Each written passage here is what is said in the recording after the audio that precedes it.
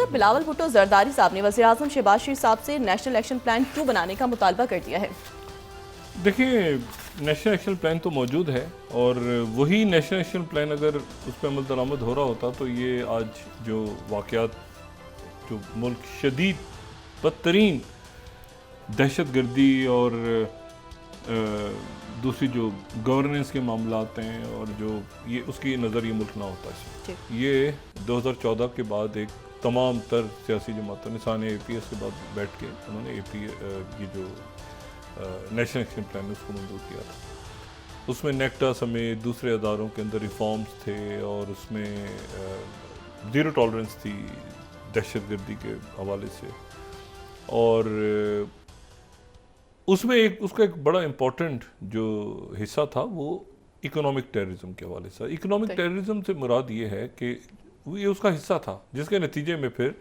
मुल्क में बैक वक्त दहशतगर्दी और वो जो कहते हैं फॉलो द मनी कि इनको कहाँ से इनको वसाइल हासिल हो रहे हैं, तो उसके ऊपर भी हाथ डाला गया था। और जब फॉलो द मनी शुरू किया गया था तो उसमें बड़े बड़े लोग, सियासी और गैर सियासी, कारोबारी और गैर कारोबारी, हर किस्म की शख्सियात, और आगे उनके फ्रंट मैन और फ्रंट मैन के फ्रंट मैन, और उसके आगे से आगे चेन निकलती वो टेररिज्म के साथ मिलती थी। और ये मैं आपको बात बता रहा हूँ जब राइस शरीफ साहब आर्मी चीफ थे और जो है वो मेरा ख्याल नवीद मुख्तार साहब कोर कमांडर थे कराची के, फिर रिजवान अख्तर साहब यहाँ गए थे, लेकिन एक बड़ी मजबूत पॉलिसी बिलाल अकबर साहब ने,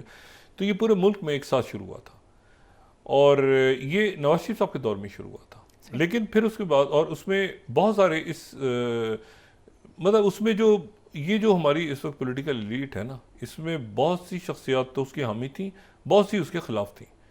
क्योंकि डांडे उन तक जाते थे।